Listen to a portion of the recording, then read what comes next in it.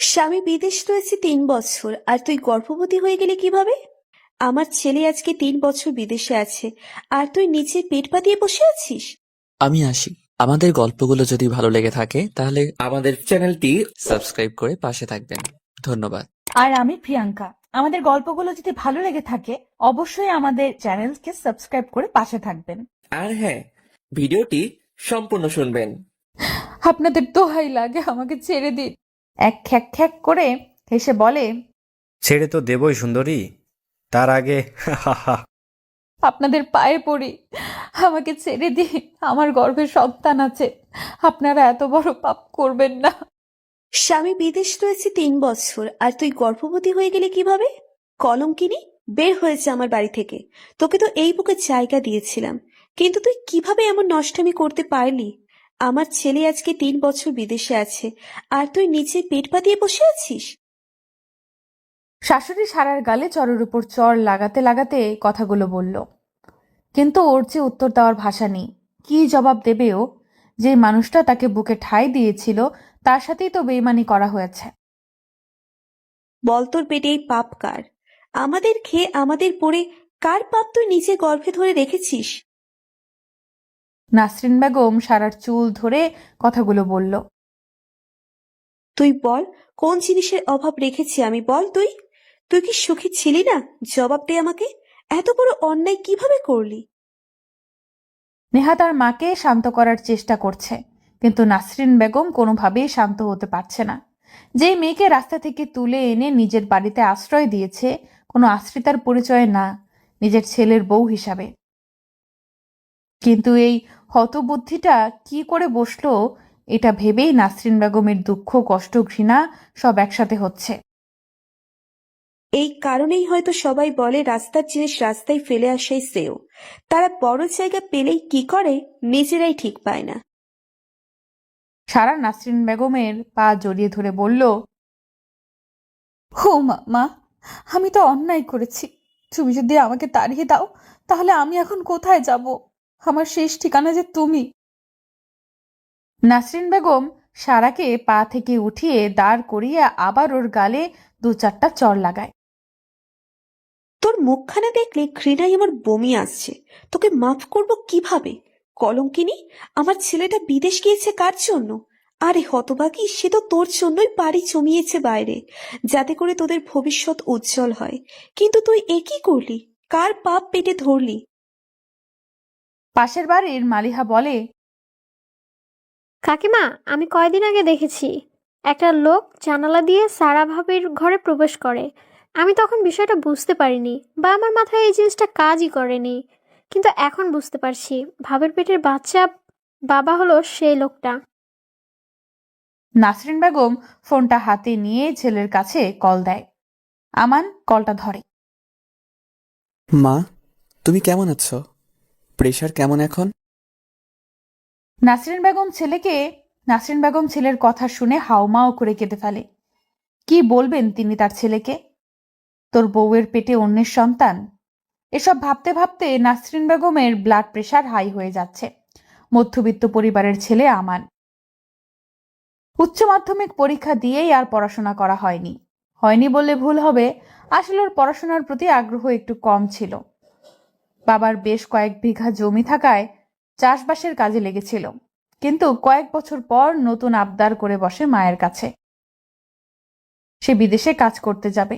নাসরিন বেগম বেশ কয়েকবার বারণ করেছিল যে বিদেশে গিয়ে তুই কি করবি? আমাদের জমি জমা তো আর কম নেই, তুই চাষ কর। না মা, তুমি জানো না আজকে বাইরের দেশে কাজে গেলে কত মূল্য, কত কত টাকা আয় করা যায়। কিন্তু কোনো কিন্তু করো না মা। আমি তো বেশি দিন থাকবো না, মাত্র 5 বছর ওখানে থাকবো, তারপর আবার চলে আসব। এখানে এসে একটা বড়সড় ব্যবসা করব। নাসরিন বেগম শেষমেশ রাজি হয়, কিন্তু একটা শর্ত জুড়ে দেয় যে যাওয়ার আগে বিয়ে করে যেতে হবে। ভাগ্যক্রমে সারার সাথে দেখা হয়। মেয়েটা অনাথ ছিল। নাসরিন বেগমের খুব দয়া হয় ওকে দেখে। দ্বিতীয় কিছু চিন্তা না করে ছেলের বউ করে ফেলে সারাকে। সারা যেমন মিষ্টি মেয়ে তেমন তার ব্যবহার, কিন্তু এ কি করে ফেলল? নাসরিন বেগম ফোন কানে ধরে এসব ভেবেই যাচ্ছে।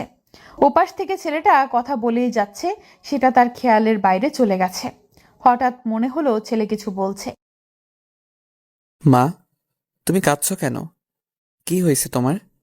বাড়িতে কি কেউ নেই? আমাকে বলো কি হয়েছে। সবাই ঠিক আছে তো? বাবা ঠিক আছে তো? নাসরিন বেগম আঁচল দিয়ে নিজের মুখ চেপে রেখেছে। কান্নাটা থামানোর বৃথা চেষ্টা চালিয়ে যাচ্ছে, কিন্তু কোনোভাবেই কান্না বন্ধ করতে পারছে না। বাবারে, আমাকে মাফ করে দিস, আমাকে মাফ করে দিস। আমি মা হয়ে তোকে বিপদের মুখে ফেলে দিয়েছি। কোনো বিপদে ফেলেছো মা? বিদেশে তো আমি নিজ ইচ্ছায় এসেছি। তাছাড়া আমি তো সুখেই আছি। বিপদ কিসের? তোকে বিয়ে দিয়ে আমি সর্বনাশ ডেকে এনেছি। এই বাড়িতে কাল নাগিনীর আশ্রয় দিয়েছি। যাকে বৌমা কম মেয়ে বেশি ভেবেছি, সে আজকে অন্যের পাপ বয়ে বেড়াচ্ছে। এই কষ্ট আমি কোথায় রাখবো? তুই আমাকে মাফ করে দে বাবা। মা, হয়েছেটা কি আগে বলবে তো? তোর বউ নতুন মরদ ধরেছে, তার পেটে এখন অন্যের বাচ্চা। মায়ের কথা শুনে আমান চুপ হয়ে গেল। এই কথার কোনো উত্তর যে তার কাছে নেই। নাসরিন বেগম আবার বললেন, চুপ করে আছিস কেন? কিছু তো বল। এই পাপিনিকে আমি কি করব বল? ইচ্ছে তো করছে ওকে জ্যান্ত পুঁতে ফেলে মাটিতে। আ মা, মা, মা, কি হয়েছে তোমার? কথা বলছো না কেন মা? নাসরিন বেগম ছেলের সাথে কথা বলতে বলতেই অজ্ঞান হয়ে যায়। সারা তাড়াতাড়ি করে নাসরিন বেগমের কাছে গিয়ে মাথাটা কোলে তুলে নেয় আর বলে, মা, কি হয়েছে তোমার? মা, তুমি আমাকে কলঙ্কিনী বলো, অন্য কিছু থাকলে সেটাও বলো, আমার সাথে আরো খারাপ ব্যবহার করো, কিন্তু আমাকে দূরে সরিয়ে দিও না। কথা বলো মা। নেহা সারাকে ধাক্কা মেরে দিয়ে মায়ের মাথাটা নিজের কোলের উপরে নিয়ে বলল, ভাবি, তোমাকে তো বোনের আসনে বসিয়েছিলাম, কিন্তু তুমি এটা কি করলে? ভাইয়ার ভালোবাসা, আমাদের বিশ্বাস, সবকিছু চূর্ণ বিচূর্ণ কিভাবে করে দিতে পারলে? তোমার ওই মুখ দেখলেও আমার ঘৃণা হচ্ছে, জাস্ট ঘৃণা হচ্ছে। সারা কাঁদতে কাঁদতে বলল, নেহা এমন বলো না, আমার শুরুও তোমরা আর শেষও তোমরা। ও, শুরু আমরা আর শেষটাও আমরা? মাঝখান দিয়ে তুমি অন্য কারো, তার শয্যাসাথী? আমার কি ইচ্ছা করছে জানো তো? তোমাকে কেটে টুকরো টুকরো করে কুকুরকে খাইয়ে দিতে ইচ্ছা করছে। নেহা, তোমার ওই পাপী মুখে আমার নামটা নিও না দয়া করে। তোমার মুখে নিজের নামটা শুনলে আমার সারা দেহ গুলিয়ে উঠছে। আমি কি এতটাই পাপিষ্ঠ? তুমি কতটা পাপিষ্ঠা সেটা জানো না? তুমি কি বুঝতে পারছো না কতটা পাপিষ্ঠা তুমি? নেহা বোন আমার, আমার কথাটা একটু শোনো, মাকে একটু ধরতে দাও। সারা হাউমাউ করে কাঁদতে লাগলো। এমন ভুলও কিভাবে করে ফেললো নিজেই বুঝতে পারছে না। এই সমাজে সে এখন স্বীকৃতিপ্রাপ্ত কলঙ্কিনী। না না, তোমার কোনো কথাই শোনা হবে না। আমার মা যদি মরেও যায়, তবে তোমার হাতের স্পর্শ আমার মাকে পেতে দেব না। তোমাকে হাত জোর করে বলছি, তোমার ওই পাপিষ্ঠ মন, পাপিষ্ঠ দেহ নিয়ে এ বাড়ি থেকে বের হয়ে যাও।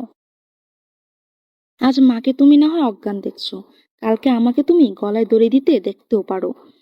তোমার মতো কলঙ্কিনী মেয়ের সাথে একই ছাদের নিচে আমার পক্ষে থাকা সম্ভব না। নেহা কাঁদতে কাঁদতে কথা বলার অবস্থাতে নেই, তবুও কষ্ট করে বলল, না না, আমার মতো পাপিষ্ঠ কলঙ্কিনীর কারণে তুমি কেন আত্মহত্যা করবে? তার চেয়ে আমি বরং এই বাড়ি ছেড়ে চলে যাচ্ছি। তুমি ঠিকই তো বলেছ, নষ্টা একটা মেয়েকে নিয়ে এক বাড়ি এক ছাদের নিচে আসলেই থাকা যায় না। আমি বাড়ি থেকেই চলে যাচ্ছি, আর কখনো আসবো না। আমার মতো কলঙ্কিনীকে নিয়ে আর কোনো কথা শোনা লাগবে না তোমাদের। নাসরিন বেগমের মাথা নেহার কোলে, আর সারা ঠিক তারই পাশে বসে আছে। সারার শেষ কয়েকটা কথা নেহার একেবারেই সহ্য হয় না। ওর যেন মনে হয় সারা ওকে ইমোশনাল ব্ল্যাকমেইল করার চেষ্টা করছে। তাই রাগে রাগে সারা গালে কয়েকটা চড় বসিয়ে দেয়। বয়সে ছোট একটা মেয়ের হাতে সারা চড় খেয়ে একটু অবাক হলো না সারা, কারণ এটাই যে ওর প্রাপ্য ছিল। পাপের ফল ভোগ করাই লাগবে। নেহার প্রতিবেশী দু একজনের সাহায্য নিয়ে নাসরিন বেগমকে খাটের ওপর শুইয়ে দেয়। সারা এখনো চুপ করে বসে আছে একই জায়গাতে, শূন্য দৃষ্টি নিক্ষেপ করে আছে। চোখ দুটো যেন কোনো ঝর্ণার ধারা হয়ে গেছে, থামার নামই নেই। আজকে এই বাড়িতে শেষ দিন সারার। ভাবতেই বুকের ভেতর মোচড় দিয়ে উঠছে। যে মানুষটা সারাকে সম্মানের সাথে ঘরে তুলেছিল, তিনিই আজকে ছি ছি করে বিদায় করে দিচ্ছেন। নিয়তি বড়ই অদ্ভুত, কখন কার সাথ দেয়, কার সাথে বেইমানি করে কেউ জানে না। আজকে নিয়তির কাছে পরাজিত হয়ে গেছে সারা। পাপের ফল ভোগ করতেই হবে। নিজের সমস্ত কাপড় চোপড় গোছগাছ করে অন্তিম বিদায়ের জন্য নাসরিন বেগম আর নেহার কাছে গেল। নেহা, আমি চলে যাচ্ছি, ভালো থেকো। মাকে ভালো করে দেখে রেখো। মা যেন কোনো চিন্তা না করে, যেন ভাবে আমি একটা বাষ্পীয় পদার্থ, সময়ের সাথে সাথে আকাশে মিলিয়ে গেছি। নেহার খুব ইচ্ছে করছে প্রিয় ভাবিকে বুকে জড়িয়ে নিতে, কিন্তু অদৃশ্য শক্তির কাছে সে আজকে বাধা পড়ে গেছে। সারার দিকে ভালো দৃষ্টিতে তাকানোর ইচ্ছা থাকলেও মস্তিষ্ক বলে দিচ্ছে ওর নষ্টামে। নেহাকে চুপচাপ থাকতে দেখে সারা বলল, আমাকে একটা বার মাকে ছুঁয়ে দেখতে দেবে না নেহা? নেহা সহজ গলায় বলল, না। সারা শেষবারের মতো নিজের সংসার, নিজের স্বর্গ দেখে বিদায় নিয়ে বাসা থেকে বের হয়ে গেল। হাতে একটা ব্যাগ আছে, তাতে হয়তো কয়েকটা পোশাক। গন্তব্যহীনভাবে হেঁটে চলেছে সারা। কোথায় যাবে, কার কাছে সাহায্য চাইবে, কিছুই বুঝতে পারছে না। আজকে সারার হাঁটার কোনো শেষ হবে না। শুধু আজকে কেন, হয়তো সারা জীবন এমন ছন্নছাড়া হয়েই কাটিয়ে দেবে। সন্ধ্যার দিকে সারা মেইন রোডের ধার দিয়ে হেঁটে চলেছে। খুব কষ্ট করে হাঁটছে, কিন্তু দেহ দুর্বল হওয়ার কারণে যখন তখন মাথা ঘুরে পড়ে যেতে পারে। পাশ কাটিয়ে একটা গাড়ি যাওয়ার সময় দাঁড়ালো। আপু, আপনার কি কোনো হেল্প লাগবে? না, আমি ঠিক আছি। আমানের বাড়িতে রাত 8টার দিকে নাসরিন বেগম কিছুটা সুস্থতা অনুভব করছে। নেহা থালা হাত থেকে ভাত আর ডাল নিয়ে মাকে নিজ হাতে খাইয়ে দিচ্ছে। নাসরিন বেগম খাবার মুখে নিতে গিয়েও নিতে পারল না, আবার সেই কান্না শুরু করে দিল। নেহা মা, বলতো ওকে কিসের অভাবে রেখেছিলাম? ও এটা কি করলো? আমাদের বিশ্বাসকে নিয়ে এভাবে খেলা করতে পারলো কিভাবে? মা, যে গেছে তার চিন্তা বাদ দাও, তুমি খেয়ে নাও তো। নেহা, সারা এখন কোথায় আছে? ওর কোনো খোঁজ পেয়েছিস? মা, ওই কলঙ্কিনী বিদায় হয়েছে, ভালোই হয়েছে। ও জাহান্নামে যাক, তুমি ওর জন্য চিন্তা কেন করছো? নেহা নাসরিন বেগম কথা বলছিল, এমন সময় পাশের বাড়ির কণিকা নেহাদের বাড়িতে এসে বলল, নেহা আপু, টিভিতে দেখো কি খবর হচ্ছে, চমকে যাবে তুমি। নেহা টিভি অন করার সাথে সাথেই সত্যিই চমকে উঠল, কারণ খবরে বলছে সারা নামের একজন মেয়ে আর 3টে পুরুষকে অনৈতিক কাজের জন্য গ্রেফতার করেছে পুলিশ। নেহা খপ করে টিভিটা বন্ধ করে দেয়। ছি, শেষমেশ ওই পাপিষ্টার খারাপ কাজের জন্য পুলিশ ধরলো, ছি। রাগের পেছনে সারার জন্য নেহার মনে যেই ভালোবাসাটা ছিল সেটা এক নিমেষেই শেষ হয়ে গেল। হ্যাঁ সত্যি, খবরে দেখানো মেয়েটা নেহার ভাবি সারাই ছিল। সন্ধ্যার দিকে সারা মেন রোডের ধার দিয়ে হেঁটে চলেছে।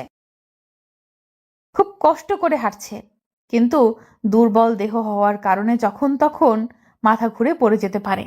পাশ কাটিয়ে একটা গাড়ি যাওয়ার সময় দাঁড়ালো। আপু, আপনার কি কোনো হেল্প লাগবে? না, আমি ঠিক আছি। কথাটা বলার সাথে সাথে সারা তার আশেপাশে আরো 2জন মানুষের উপস্থিতি টের পেল। এই লোকগুলো ওই গাড়ির ভেতরেই ছিল। রাতে এমন একটা সুন্দরী মেয়েকে দেখে তাদের মনের ভেতর অন্য কিছু কাজ করছে। সারা লোকগুলোর কাছ থেকে একটু দূরে গিয়ে দাঁড়ালো। মানুষগুলোকে কেন জানি ওর একটুও ভালো লাগছে না। কথার ভেতর একটা অন্য ভাব আছে যেগুলো প্রকাশ করা যায়। গাড়ির চালক লোকটা সারাকে চুপ থাকতে দেখে আবার বলল, কি ব্যাপার সোনামণি, কথা বলছো না কেন? আবার আমাদের থেকে দূরেও সরে যাচ্ছ? সারা লোকগুলোর মতলব ভালোভাবেই বুঝে গেছে, কিছু না ভেবেই পালাতে গেল। কিন্তু পুরুষ মানুষের সাথে দৌড়ে পেরে ওঠে না সারা, তাদের হাতে ধরা পড়ে যায়। চিল্লাচিল্লি করতে থাকে, কিন্তু আশেপাশে সাহায্য করার মতো কেউ ছিল না। আপনাদের দোহাই লাগে, আমাকে ছেড়ে দিন। এক খ্যাক খ্যাক করে হেসে বলে, ছেড়ে তো দেবই সুন্দরী, তার আগে আপনাদের পায়ে পড়ি, আমাকে ছেড়ে দিন, আমার গর্ভে সন্তান আছে, আপনারা এত বড় পাপ করবেন না। সুন্দরী, তোমাকে দেখে তো ক্লাস 9-এর মেয়ে মনে হয়। তা পেটের বাবুটার বাবা ঠিকঠাক আছে, নাকি আমরা স্বীকৃতি দেব? লোকগুলোর হাসি সারার দেহে ঘিন ঘিন লাগিয়ে দিচ্ছে। খারাপ মানুষের ভাষা কোনোদিন ভালো হতেই পারে না। এদের থেকে বাঁচার কোনো উপায় নেই সারার। সারার উপর যেই না ঝাঁপিয়ে পড়বে, অমনি সময় দরজা ভেঙে পুলিশ প্রবেশ করে। সারা পুলিশকে দেখে দেহে যেন প্রাণ ফিরে পায়। তাড়াতাড়ি লোকগুলোর পাশে কাটিয়ে দৌড়ে পুলিশের কাছে চলে গিয়ে হাঁটু গেড়ে বসে হাউমাউ করে কাঁদতে লাগে আর বলে, আপনাদের অসংখ্য ধন্যবাদ। আজকে যদি আপনারা না আসতেন তাহলে হয়তো। অতিরিক্ত কান্না করার ফলে সারা ঠিক মতো কথা বলতে পারছে না। পেছন থেকে লোকগুলো ভেতর থেকে একজন বলে উঠল, তোমাকে যে 5,000 টাকা চুক্তি করে এক রাতের জন্য নিয়ে আসলাম, আর এখন পুলিশকে পেয়ে সাজু সাজার চেষ্টা করছো?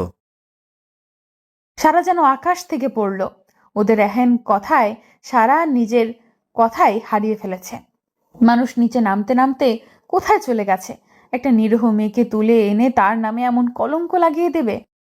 নিরীহই বা কোথায়? সারা তো কলঙ্কিত, আর একটু বেশি কলঙ্ক লাগলো। কিন্তু এই কলঙ্ক কি এখানেই থেমে থাকবে, নাকি আরো বাড়তে থাকবে? একজন মেয়ে পুলিশ সারার চুলের মুঠি ধরে। এই পতিতার বাচ্চা, এত ভালো সাজা নাটক কিভাবে করিস? বিশ্বাস করুন, এই লোকগুলো আমাকে তুলে এনেছে, এখন নিজেরা ধরা পড়ে আমাকে মিথ্যা অপবাদ দেওয়ার চেষ্টা করছে। পুলিশ আর কোনো কথাই শোনে না। সারা আর বাকি আসামিদের থানায় নিয়ে চলে যায়। এদিকে এলাকার বড় ইয়াবা ব্যবসায়ীরা পাকড়াও হয়েছে, সেটা মিডিয়ার কাছে পৌঁছে যায়। তার সাথে সাথেই থানায় চলে আসে। পুলিশের কাছে সমস্ত ঘটনা শুনে তারা সারাকে বাজারের মেয়ে বলে মিডিয়ার সামনে তুলে ধরে। অনেক মিডিয়ার কাজ শুরু থেকে কিছু না জেনেই মুখের কথা প্রচার করা, যার জন্য সারার গায়ে নতুন কলঙ্কের কালি লেগে গেল। নেহা আর নাসরিন বেগম টিভিতে শুধু বানোয়াট একটা প্রচার দেখে, যেখানে না দোষ আছে সাংবাদিকের, না সারার, আর নাইবা পুলিশদের। ওই মানুষরূপী জানোয়ারগুলোর সব আজ অপবাদের উপর অপবাদ সারার ঘায়ে এসে পড়ল। সবাইকে জেলের ভেতর ঢুকাতে গেলে সারা বারবার আকুতি মিনতি করতে থাকে আর কথা একবার শোনার জন্য। ওসি মিসেস রেহানার সামনে বসে আছে সারা। হ্যাঁ বলো, তুমি কি বলতে চাও? সারার সাথে ঘটে যাওয়া সমস্ত ঘটনা খুলে বলে। তুমি ইচ্ছে মতো বানিয়ে বানিয়ে সবকিছু বলবা আর আমি বোকার মতো মেনে নেব? আমার পেটের সন্তানের কসম খেয়ে বলছি, আমার কোনো অপরাধ নেই, আপনি যাচাই করে দেখতে পারেন। মিসেস রেহানা লকআপের ভেতরে গিয়ে ওই তিনজনকে ভয় দেখায় যে সত্য কথা না বললে ক্রস ফায়ারে দেবে। মৃত্যুর ভয়ে সবাই পায়। তারাও পেয়ে স্বীকার করে যে তারা মেয়েটাকে জোর করে তুলে এনেছে। মিসেস রেহানা যে মানুষটাকে পুলিশের চাকরি জীবনে কোনো দিন মাথা নিচু করেনি, সে আজকে সারার হাত ধরে মাথা নিচু করে বসে আছে। আমাকে তুমি মাফ করে দাও মা, আমার আগেই তোমার কথা শোনা উচিত ছিল। আমার এই অপরাধে যে কোনো ক্ষমা নেই। আপনি এমন বলবেন না, আপনি যেটা ভালো মনে করেছেন সেটাই হয়েছে। তাছাড়া লোকগুলো সেই সময় যেভাবে মিথ্যা কথাগুলো বলছিল, সেটা বোঝার ক্ষমতায় ছিল না যে সেগুলো মিথ্যা বানোয়াট কথা। কলঙ্ক তো আমার গায়ে লেগেই আছে, আরো একটু লাগলো, এই আর কি। তুমি তোমার শাশুড়িকে কেন বলনি আসল সত্যটা? তার যে সত্যটা হজম করার মতো দেহের অবস্থা নেই। যদি বলি তাহলে তিনি মারা যাবে। আমি কি করে তাকে মেরে ফেলি? যেই বুকে আমায় আশ্রয় দিয়েছে, আমি কিভাবে সেই বুকটাকে দুনিয়া থেকে বিদায় করে দেই? থানাতে সারা এবং মিসেস রেহানার কথোপকথন। আমার বাবাকে মাকে এসবের কিছুই জানতাম না। যখন জ্ঞান বুদ্ধি হয়েছে তখন থেকেই নিজেকে অনাথ হিসেবেই জেনেছি। একটা অনাথ আশ্রমে জীবনের 20-21 বছর পার করেছি। আশ্রমটি ছিল আমার মা, আশ্রমটিই ছিল আমার বাবা। কিন্তু এলাকার প্রভাবশালী এক লোকের ছেলে নাম শিহাব আমার উপরে কুনজর পড়ে। সে আমাকে আমার মা বাবার কাছে থাকতে দেয় না। সে বারবার আমাকে কুপ্রস্তাব দেওয়ার চেষ্টা করে। আমি অনেকবার পুলিশে কমপ্লেন করেছি এবং আশ্রমের পরিচালককেও বলেছি, কিন্তু ক্ষমতা তাদের হাতে থাকায় আমার কোনো লাভ হয়নি। একদিন রাতে আমার ঘরে বসে বসে কবিতা লিখছিলাম। হঠাৎ দিয়া নামের একটা মেয়ে এসে বলে, সারা আপু, তুমি এখনই পালিয়ে যাও, বিপদ আসছে। মেয়েটার বয়স ছিল 8 থেকে 9 বছর। পাতার গালটা একটু টেনে দিয়ে আদর করে বললাম, আমার আবার কিসের বিপদ?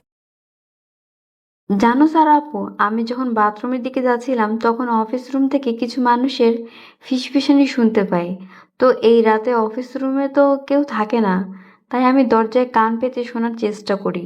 তাদের মধ্যে কেউ একজন বলে, সারা মেয়েটার খুব সাহস হয়েছে, ওকে রেপ করে মেরে পুঁতে ফেলবো। জানো আপু, কথাটা শুনে আমি খুব ভয় পেয়েছি, তাই বাথরুমে না গিয়ে তোমার এখানে কথাটা বলতে চলে এসেছি। দিয়ার কথাটা শুনে আমার বুকটা কেঁপে ওঠে। যেখানে এত বছর ভালোবাসার সাথে বেড়ে উঠেছি, আজ সেই জায়গা আমার থাকবে না। নিষ্ঠুর দুনিয়ায় সব কষ্ট যেন আমার উপর লেগেই আছে। দিয়া মেয়েটা জিজ্ঞেস করে, আচ্ছা সারাপু, রেপ জিনিসটা কি? আর সেটা করলে মেরে ফেলবে কেন? ছোট মেয়েটাকে এই বিষয়টা বোঝানোর মতো কন্ডিশন ছিল না। আমার হাত পা থরথর করে কাঁপছিল, কিছুই মুখ দিয়ে বের হচ্ছিল না। শেষমেশ মেয়েটাই বলল, তুমি তাড়াতাড়ি পালিয়ে যাও, না হলে ওরা তোমাকে মেরে ফেলবে। মাথায় তখন একটা জিনিসই কাজ করছিল, আর সেটা হলো বাঁচতে হবে। তখনই নিজের জামা কাপড় নিয়ে জীবনের মতো আশ্রম থেকে পালিয়ে বের হয়ে যাই। রাতের বেলায় যাব কি করব কিছুই বুঝতে পারছিলাম না। হঠাৎ মনে পড়ে একটা পরিচিত বান্ধবী আছে, তাই সেই রাতে তার কাছে চলে যাই। সকালবেলা আমি সেখান থেকে পালিয়ে আসি। যে জায়গায় আমি 20 থেকে 21 বছর ধরে থেকে এসেছি, সেই জায়গা আমার ক্ষতি করতে চেয়েছিল, আর মাত্র 2 বছরের বন্ধুত্ব কিভাবে আমাকে রক্ষা করবে? গন্তব্যহীনভাবে সারাদিন ঘুরতে থাকি। কোথায় যাচ্ছি কিছুই বুঝতে পারছিলাম না। ক্ষুধার তাড়নায় এক পা ফেললে সেটা তোলার ক্ষমতা ছিল না। কি করব, কোথায় যাব, এই ভেবে আমার পৃথিবী ভেঙে কান্না আসছিল। তুমি আমাকে কোন পরীক্ষায় ফেললে? এই পরীক্ষায় পাশ করব কিভাবে? টিকে থাকবো কিভাবে? নাকি আমার জীবনের অন্তিম মুহূর্ত চলে এসেছে? হাঁটতে হাঁটতে হঠাৎ মাথা ঘুরে পড়ে যাই। যখন চোখ খুলি তখন নিজেকে হসপিটালে আবিষ্কার করি। একজন মহিলা পাশে বসে হাত পাখা দিয়ে আমাকে বাতাস করছিল। তিনি আমাকে জানান যে তার ছেলে পাশের শহর থেকে ফেরার সময় রাস্তার মাঝে আমাকে পড়ে থাকতে দেখে। কেউ সাহায্যের হাত বাড়িয়ে দেয় না, তাই সে নিজেই আমাকে এই হসপিটালে ভর্তি করে। তারপর ওনাকে খবর দেয় আমার সেবা যত্ন করার জন্য। মহিলাটি আমার কাছে আমার ঠিকানা জিজ্ঞাসা করে, কিন্তু এতিমের যে একটাই ঠিকানা, খোলা আকাশ। আমি আমার সাথে ঘটে যাওয়া সব ঘটনা ওনাকে বলি। আমার কথা শুনে আমার উপরে খুব মায়া হওয়ার কারণে আমাকে ফেলে যায়নি, তার বাড়িতে স্থান দিয়েছিল, তাও একজন আশ্রিতার জায়গায় নয়, তার পুত্রবধূ করে। ভেবেছিলাম আল্লাহর দেওয়া পরীক্ষায় হয়তো আমি পাশ করেছি, বাকি জীবনটা হয়তো প্রিয় মানুষটার সাথে সুখে কাটিয়ে দেব। কিন্তু হায়, হতভাগী সারা জীবন কষ্টই পেয়ে থাকে। তার জীবনে সুখ বলতে কিছুই নেই, শুধু স্বপ্নই সুখ পাবে, বাস্তবে শুধু দুঃখ আর দুঃখ। বিয়ের 2 মাস পর আমার বাইরে যাবার তোড়জোড় লাগিয়ে দেয়। বলেছিল 5 বছর বিদেশে থাকবে, কিন্তু একজন স্ত্রী জানে স্বামীর থেকে দূরে থাকা কতটা কষ্টের, তার ভালোবাসার পরশগুলো থেকে দূরে থাকা কতটা কষ্টের, তার বুকে মাথা না রেখে রাত কাটানো কতটা কষ্টের। 2 মাস পর আমানের সব কিছু ঠিকঠাক হয়ে যায়। যাওয়ার সময় আমার কপালে একটা ভালোবাসা দিয়ে বলেছিল মা বাবা আর নেহাকে দেখে রাখতে।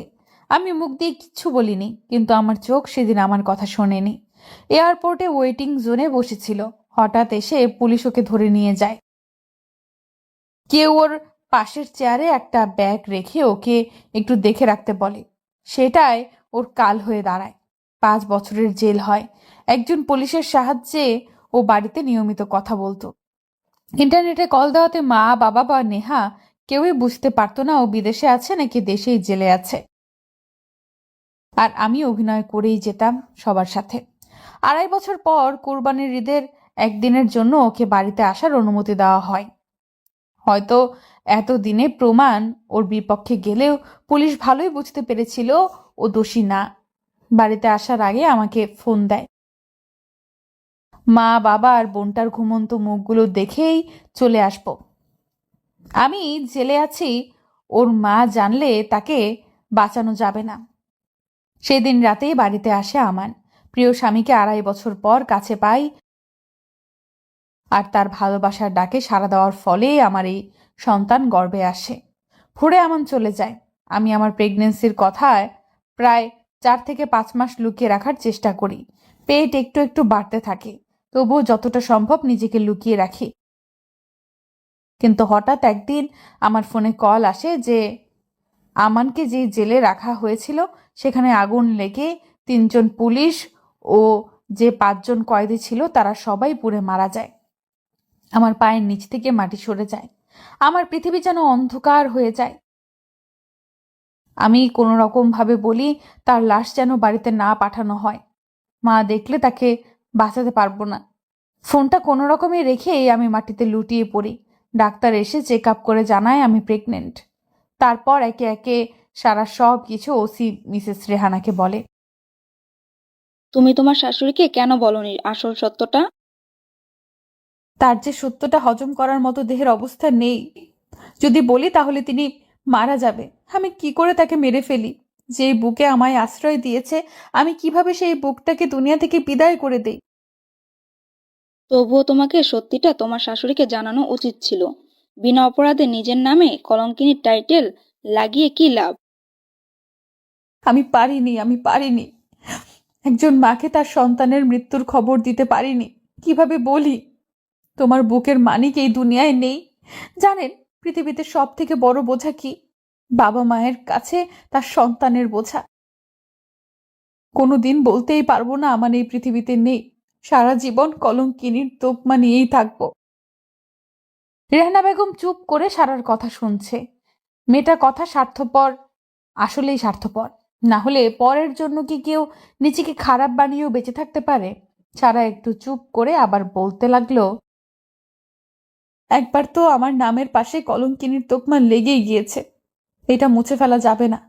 মানুষ 1000টা ভালো কাজ করলে লোকজন তাকে মনে রাখে না, কিন্তু তার নামে একটা খারাপ কথা শুনলে সবাই তার চেহারা মুখস্থ করে রাখে। আমারটা ঠিক তেমনই হবে। আচ্ছা সারা, আমার কিন্তু একটা জিনিস এখনো পরিষ্কার না। সেটা হলো, যেদিন তোমার শাশুড়ি জানতে পারলো তুমি প্রেগনেন্ট, সেদিন সে ফোনে কার সাথে কথা বলছিল? সেটা যদি তোমার স্বামী না হয়ে থাকে, তাহলে কে ছিল? সে তোমার কি কোনো বন্ধু? সারা বিশেষ রেহানার কথাটা শুনে সেটা ভাবুক হয়ে গেল। উনি তো ঠিক কথাই বললেন। তাহলে সেদিনের লোকটা কে ছিল? আমি তো এত পরিমাণ শোকে ছিলাম যে এই কথাটা আমার মাথায় আসেনি। কে ছিল সে? তারপর সারা কিছুটা ভেবে নিজেই বলল, এমনও তো হতে পারে যে আমান যে পুলিশের ফোন ব্যবহার করত সেই পুলিশটাই কণ্ঠ বদলিয়ে মায়ের সাথে কথা বলেছিল। কারণ আমি তো আগেই অনুরোধ করেছিলাম আমানের লাশটা যেন বাড়িতে না দেওয়া হয়। তাই হয়তো একটা মায়ের বুকে সন্তানের লাশ দেওয়ার থেকে সবার অজান্তে সে সন্তানের জায়গা পূরণ করে দিতে চাচ্ছে। মিসেস রেহানা নিজের চেয়ার থেকে উঠে সারার পাশে এসে দাঁড়িয়ে বলল, কিছু মনে করো না সারা, আমি একটা কথা বলি। আমি তো পুলিশ, তাই সবকিছুই সন্দেহের চোখে দেখি। বিষয়টা তো এমনও হতে পারে যে তোমার স্বামী মানে আমান, সে কোনোদিনই জেলে যায়নি। কোনো শর্ট সার্কিটের আগুনে মারা যায়নি। সবকিছুই তো তার প্ল্যানও হতে পারে। মিসেস সাবিনার কথা শুনে সারা কিছুটা দুশ্চিন্তাগ্রস্ত হয়ে গেল।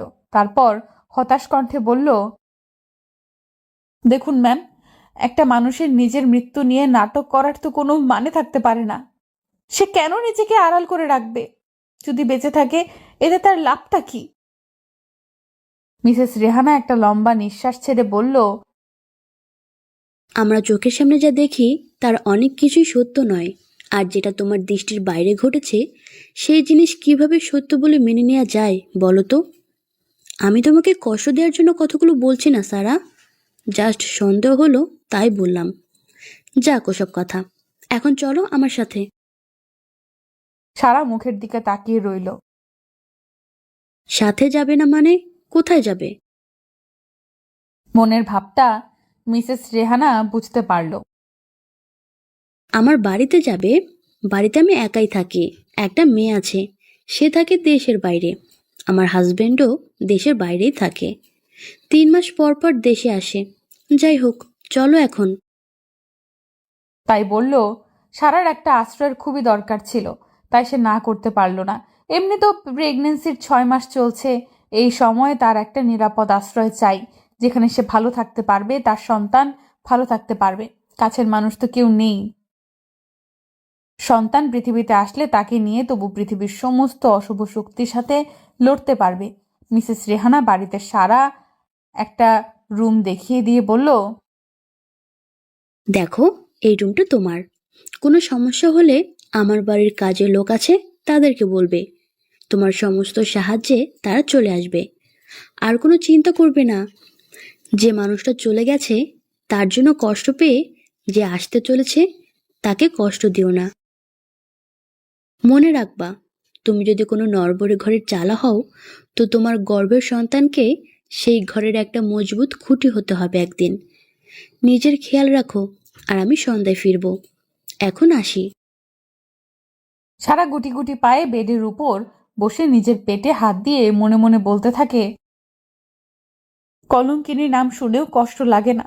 শুধু তোর জন্য, শুধু তোর জন্য বেঁচে আছি। আমি চাই তুই একদিন বড় হবি, মায়ের মুখ উজ্জ্বল করবি। রাতে খাওয়া দাওয়া সেরে সারা বিছানায় শুয়ে আছে, আমানের সাথে কাটানো মুহূর্ত নিয়ে ভাবছে। মানুষটাকে বেশি দিন কাছে পায়নি সারা, মাত্র কয়েক মাস মন ভরে ভালোবাসতে পেরেছে আমানকে। বিধাতা হয়তো সবার কপালে সুখ জিনিসটা রাখেনি। সময় মিসেস রেহানার ঘর থেকে কিছু একটা পড়ার শব্দে সারার ভাবনায় ব্যাঘাত ঘটে। বাসার সব লাইট বন্ধ, চাকর বাকর সব ঘুমিয়ে গেছে। সারা আস্তে আস্তে মিসেস রেহানার রুমের দিকে গেল। রুমের ভেতরের থেকে কিছুটা ঝাঝালো কণ্ঠ শুনতে পায় সারা। প্রথমে ভাবল তিনি নিজের স্বামী বা মেয়ের সাথে কথা বলছেন, তাই নিজের ঘরের দিকে পা বাড়াতে নিল। হঠাৎ আমানের নামটা মিসেস রেহানার ঘর থেকে শুনতে পেল। দরজাটা হালকা খোলা রয়েছে, তাই কথাগুলো বুঝতে একটু অসুবিধা হলো না সারার। মিসেস রেহানা আমানের সাথে কথা বলছে। সারাকে আমি কেন এত বড় ঘটনায় কালার করতে যাব? কেউ একজন থানা থেকে মিডিয়ার লোকজনকে খবর দিয়েছিল, আমার কিছুই করার ছিল না। ওপাশ থেকে, আমি তো জানি সারা তোমার স্ত্রী, তাহলে কেন আমি তাকে বদনামের ভাগিদার হতে দেব? তুমি অযথা রাগ করছো আমান, সে আমার মেয়ের বয়সী। ওপাশ থেকে, তুমি চিন্তা করো না আমান, ওকে আমি নিজের মেয়ের মতোই দেখে শুনে রাখবো। তুমি আমাদের মিশনের কথা ভুলে যেও না। এখন রাখছি, দেখি সারা কি করছে। সারা দ্রুত পায়ে নিজের ঘরের দিকে চলে গেল। আমান তাহলে বেঁচে আছে? তাহলে এই মানুষটার সাথে ওর কিসের সম্পর্ক? সারা তাড়াতাড়ি ঘরের ভেতরে এসে কাঁথা মুড়ি দিয়ে চুপচাপ শুয়ে থাকে। এমন একটা ভাব নিল যেন সে ঘুমিয়ে গেছে। সারার মনে মনে রাগ আর খুশি দুটোই হচ্ছে। প্রিয়তম বেঁচে আছে এটা জেনে খুশি, আর বেঁচে আছে সেই কথা তাকে জানানো হয়নি কেন এটা জেনে রাগ হচ্ছে খুব। মানুষ তো তার স্ত্রীর কাছে সব কথাই বলে, কিন্তু এই হতচ্ছাড়া লোকটা কেন বলেনি? যদি সে পুলিশের কোনো এজেন্টও হয় তাহলে তো মা কিংবা আমাকে কথাটি সে জানাতে পারত। তাৎক্ষণিকভাবে মনে পড়ে যায় আমান তো বেশি লেখাপড়া করেনি, তাহলে সে পুলিশের চাকরি কিভাবে পেল? ভাবতে ভাবতে মাথা বন্ধ করছে। মিসেস রেহানা এসে সারার পাশে বসতেই সারা একটু নড়ে চড়ে উঠল। মুখের উপর থেকে কাঁথাটা সরিয়ে কপালে হাত দিয়ে দেখল জ্বর আছে কোনো কিনা, কারণ এই গরমে কারো কাঁথা মুড়ি দিয়ে থাকার কথা না। কপালে হাত দিয়ে দেখল সবকিছু স্বাভাবিক আছে। ডাক দিল সারার ঘুমের ডিস্টার্ব হবে ভেবে মিসেস রেহানা তাকে আর ডাকে না। বাইরে থেকে দরজা আটকে দিয়ে নিজের ঘরে চলে যায়। সারা তাড়াতাড়ি গিয়ে ভেতর থেকে দরজাটা লক এঁটে দেয়। সারার এখন খুব কান্না পাচ্ছে আমানের জন্য। 2 দিন আগেই জেনেছে লোকটা দুনিয়ায় নেই। তার খবর লুকাতে গিয়ে কত কি ঘটে গেল, এসবের কিছু কি সে জানে? বাথরুমের ভেতরে গিয়ে শাওয়ারটা ছেড়ে দিয়ে সারা ভিজতে থাকে আর অঝোর ধারায় কাঁদতে থাকে। কেন তুমি মরার নাটক করেছো? আমাকেও জানাওনি কেন?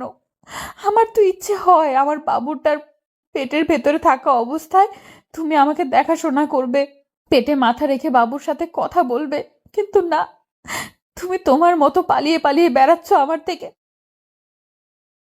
কেন করছো আমারও তো ইচ্ছা হয় তোমার বুকে মাথা রেখে দিনগুলো কাটাই, তোমার সাথে খুনসুটি করে সময়গুলো পার করি। সব সময় কি আর নিয়তির দোষ দিলে হয় বলো? দোষ তোমার। কেন আমার সামনে আসছো না? কেন কেন কেন? সকালে মিসেস রেহানা অফিসে যাওয়ার জন্য রেডি হয়ে খাবার টেবিলে এসে দেখে সারা নেই। কর্মচারীদের জিজ্ঞাসা করতেই তারা বলে, সকাল থেকে তিনি এখনো ঘর থেকেই বের হননি। মিসেস রেহানা সারার ঘরের দরজায় টোকা মেরে ডাক দেয়, কিন্তু কোনো সাড়া শব্দ পায় না। ঘুমিয়ে থাকলেও ঘুম ভেঙে যাওয়ার কথা। মনের ভেতর একটু সন্দেহ হলো, তাই নিজের ঘরের আলমারি থেকে চাবিটা এনে সারার ঘরের দরজাটা খোলে। কিন্তু দরজা খুলে সারাকে ঘরের বিছানা বা ব্যালকনি কোথাও দেখতে পায় না। বাথরুম থেকে কুলকুল করে পানি পড়ার শব্দ কানে আসে। মিসেস রেহানা ভাবে সারা হয়তো গোসল করছে, তাই কিছুক্ষণ অপেক্ষা করে। 10 মিনিট 20 মিনিট এভাবে 1 ঘন্টা পার হয়ে যায়। এদিকে ডিউটিতে যাওয়ার টাইম হয়ে গেছে, এখন বের হতেই হবে। তাই মিসেস রেহানা বাথরুমের দরজায় নক করতে থাকে, কিন্তু আগের মতোই কোনো সাড়া শব্দ পায় না, পানি পড়ার শব্দ ব্যতীত। এবার ওনার মনের ভেতর খচখচ করতে থাকে, সারার কোনো বিপদ হলো না তো? সারার কিছু হয়ে গেলে আমানকে কি জবাব দেবে? একজন কর্মচারীকে ডেকে বাথরুমের দরজা ভেঙে দেখে সারা ফ্লোরে পড়ে আছে আর শাওয়ার চলেই যাচ্ছে। মিসেস রেহানা দ্রুত শাওয়ার বন্ধ করে সারাকে তোলার চেষ্টা করে। সারার গায়ে হাত দিয়ে আটকে ওঠে রেহানা। বরফের মতো ঠান্ডা হয়ে গেছে, দেহে যেন কোনো রকমের প্রাণ পাখিটা আছে, একটু এদিক সেদিক হলেই উড়ে যাবে। দ্রুত সারাকে নিয়ে হসপিটালে রওনা দেয় মিসেস রেহানা। সারা চোখ খুলেই সামনে আমানকে দেখতে পায়। স্যালাইনের সুচ বাম হাতে দিয়ে টান দিয়ে বের করে দৌড়ে গিয়ে আমানের বুকে ঝাঁপিয়ে পড়ে হু হু করে কেঁদে ওঠে। আমান 2 হাতের আঁচলায় সারার মুখটা ধরে কপালে একটা চুমু এঁকে দিয়ে বলে, আমি চলে এসেছি সারা, আর কিচ্ছু হবে না তোমার। জীবন চলে গেলেও কিছু হতে দেব না। সারাকে বেডে শুইয়ে দিয়ে ডক্টরকে ইশারা করে স্যালাইনটা আবার লাগিয়ে দিতে। এমনিতেই কিছুক্ষণ হলো সারার জ্ঞান ফিরেছে, তার উপরে আমানকে দেখে নিজের কান্না কোনোভাবেই থামাতে পারছে না। সারা রাতের কান্না, এখনকার কান্না, সব মিলিয়ে সারার অবস্থা নাজেহাল। আমান সারাকে শুইয়ে দিয়ে একটু উঠতে নিলে দেখে 1 হাত দিয়ে সারা তার শার্ট ধরেছে, তাই উঠতে গিয়েও আবার সারার পাশে বসে পড়ল। কোথায় যাচ্ছ তুমি? তোমাকে আমি আর কোথাও যেতে দেব না। আমার জীবন যতদিন আছে ততদিন আমার চোখের সামনে থাকবে। আমি মরে গেলে। আমান হাত দিয়ে সারার মুখ চেপে ধরে। এই জীবনে শুধু তোমার জন্যই সব সারা, তুমি না থাকলে আমান কিছুই না। খবরদার, আর মরে যাওয়ার কথা বললে কিন্তু আমি এবার সত্যি সত্যি মারা যাব। আমানের কথা শুনে সারা ফুপিয়ে ওঠে। আমান বুঝতে পারে সে ভুল কিছু বলে ফেলেছে, তাই 1000বার সরি বলল। তোমার জন্য আমার কত কথা শোনা লেগেছে সবার কাছে। আমার ছোট নেহা, তার কাছে চড় খাওয়া লেগেছে। কত কষ্ট হয় জানো? সারা, তুমি হাইপার হইও না, সব ঠিক হয়ে যাবে। আমি তো চলে এসেছি, আর কোনো অপবাদ তোমার থাকবে না। সেই দিনই হসপিটাল থেকে রিলিজ নিয়ে সারাকে নিয়ে বাড়ির উদ্দেশ্যে রওনা দেয় আমান। যদিও এত তাড়াতাড়ি এসব করার ইচ্ছা ছিল না আমানের, কিন্তু মিসেস রেহানা বলল যে ওকে আর এত কষ্ট দেওয়া ঠিক হচ্ছে না। তাই সব কিছু এত তাড়াতাড়ি গাড়ি থেকে নেমে আমান সারাকে বলল, একটু অপেক্ষা করো, আমি আসছি। এই রাতে এমন শুনশান জায়গায় আমান কোথায় যাবে? তাই সারার পিছু নিল। আমান 3জন লোককে টাকার একটা বান্ডিল দিল। এরা তো সেই 3জন যারা গত পরশু আমাকে তুলে নিয়ে গিয়েছিল। এরা তো আমার সাথে, আমার নিজেই তাহলে এসব করেছে। এটা করে ওর লাভ কি ছিল? কি হচ্ছে এসব আমার সাথে? দ্রুত ওখান থেকে চলে এসে গাড়িতে বসে পড়ে সারা। এখন আমি চুপচাপ থাকবো? আমাদের এসব করার পেছনের রহস্য আমার জানতেই হবে। গাড়িতে চুপচাপ বসে আছে সারা। একটু ভয় ভয় করছে তার। ভয় করারই কথা, কারণ আমানের এদিকে পুলিশের সাথে সম্পর্ক, অন্যদিকে এই খারাপ লোকগুলোর সাথেও সম্পর্ক। যেন একটা গোলক ধাঁধার ভিতর আটকে গেছে সারা, যার ভেতর থেকে বের হতে চাচ্ছে, কিন্তু সেটা সারাকে বের হতে দিচ্ছে না। আমান এসে সারার পাশে বসে পড়ল। আমানকে দেখে সারা যেন কুঁকড়ে যাওয়ার চেষ্টা করছে। আমান সারাকে নিজের কাছে টেনে বলল, কি হয়েছে তোমার? এমন কেন করছো? মনে হচ্ছে কোনো ভূত দেখেছো, তাই ভয় পাচ্ছ। সারা অবাক চোখে আমানের মুখের দিকে তাকিয়ে আছে। মনে মনে বলছে, তুমি কি আমান? তুমি ভালো নাকি খারাপ? ভালো খারাপ দুটোর মাঝে ঝুলে আছো। আমি যে তোমাকে চিনতে পারছি না। আমান সারার চুপ করে থাকা দেখে তার মাথাটা বুকে নিয়ে বলল, কি হয়েছে, কথা কেন বলছো না? সারা ভাবনা থেকে বের হয়ে শুধু একটা কথাই বলল, আমি খুব ক্লান্ত, আমার ঘুম পাচ্ছে। ঠিক আছে, তুমি আমার বুকে মাথা রেখে ঘুমাও, আমি তোমার মাথায় হাত বুলিয়ে দিচ্ছি। গাড়ি আপন গতিতে চলছে। সারা আমানের বুকে মাথা রেখে ঘুমিয়ে আছে। সবার কাছে এটা একটা প্রশান্তির ঘুম। প্রত্যেক স্ত্রী তার স্বামীর বুকে প্রশান্তির ঘুম দিতে চায়। সারাও ঘুমাচ্ছে, কিন্তু ঘুমের ভেতর কোনো প্রশান্তি নেই সারার। বারবার উচপিচ করে উঠছে, যেন মনে হচ্ছে ওর প্রশান্তি কোনো দিন ছিল না, কোনোদিন আসবেও না। সারা জীবন শুধু লড়াই করেই বাঁচতে হবে। আমানদের বাড়িতে পৌঁছাতে রাত প্রায় 11টা বেজে যায়। দরজায় টোকা দিতেই কিছুক্ষণ পর নেহা এসে দরজা খুলে দেয়। আমানকে দেখে নেহা যেন চমকে ওঠে। ভাইয়া বলে চিৎকার করে আমাকে জড়িয়ে ধরে। কিছুক্ষণ পর ছেড়ে দিয়ে বলে, তুই কখন এলি ভাইয়া? আমাদেরকে জানাসনি কেন? হঠাৎ চোখ যায় আমানের পেছনে, দেখে সারা মাথা নিচু করে দাঁড়িয়ে আছে। ওর সাথে তোর কোথায় দেখা হলো ভাইয়া? ওকে নিয়ে চলে আসলি? ভাইয়া তুই জানিস না ও কি করেছে? তোর সাথে কত বড় পাপ করেছে। মুখে লাথি দিয়ে বের করে দে ভাইয়া। নেহার কথা শেষ হতে না হতেই আমার নেহার গালে একটা চড় কষে দিল। যেই মেয়েটাকে কলঙ্কিনী নাম দিয়েছে এই সমাজ, তার গায়ে কলঙ্কিনী ছিটেফোঁটাও নেই। কিভাবে সহ্য করব আমি, তুই বল? আমার সন্তান ওর গর্ভে, ওর স্বামীর সন্তান ওর গর্ভে, আমাদের ভালোবাসার চিহ্ন ওর গর্ভে। মানে কি বলছিস ভাইয়া? তুই তো 3 বছর দেশের বাইরে ছিলি, তাহলে কিভাবে কি? আমি কোনোদিন বিদেশে যাইনি। সরকারের একটা গোপন মিশনে আমাকে নেওয়া হয়, তাই বিদেশে যাওয়ার নাটক, জেলে যাওয়ার নাটক সব করেছি। মরে যাওয়ার নাটকও করেছি। ভেবেছিলাম বাড়িতে এসে সারপ্রাইজ দেব, কিন্তু তোরা আমার সারাকে বাড়ি থেকে বের করে দিলি, তাই সবকিছু ছেড়ে চলে আসতে বাধ্য হলাম। কি বলছিস ভাইয়া? মরে যাওয়ার নাটক মানে? এবার সারা মুখ খুলল। আমি অনেক আগেই জানতাম আমান জেলে আছে।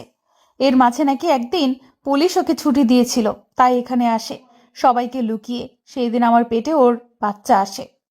কয়দিন টিভিতে দেখালো বিদ্যুৎ শর্ট সার্কিটে আগুন লেগে একটা জেলের কয়েদি মারা যায়। সেদিন আমাকে জানানো হয় আমানও মারা গেছে। সারা কাঁদতে কাঁদতে কথাগুলো বলল, তাই আমান সারাকে থামিয়ে দিয়ে বলা শুরু করলো। তারপর তোরা আমার সারাকে বলবো যে বাড়ি থেকে বের করে দিলি। তখন ফোন দিয়েই তোরা জানিয়েছিলি, তাই হয়তো আমার সারাকে আমি জীবিত পেয়েছিলাম। আমার কিছু বন্ধু ওকে কিডন্যাপ করে, তারপর পুলিশ ওকে বাঁচায়। যার সবকিছুই ছিল সাজানো, যাতে সারাকে একটু ভয় দেখানো যায়, কারণ ও ভয় পেলে একটা নিরাপদ আশ্রয় খুঁজবে।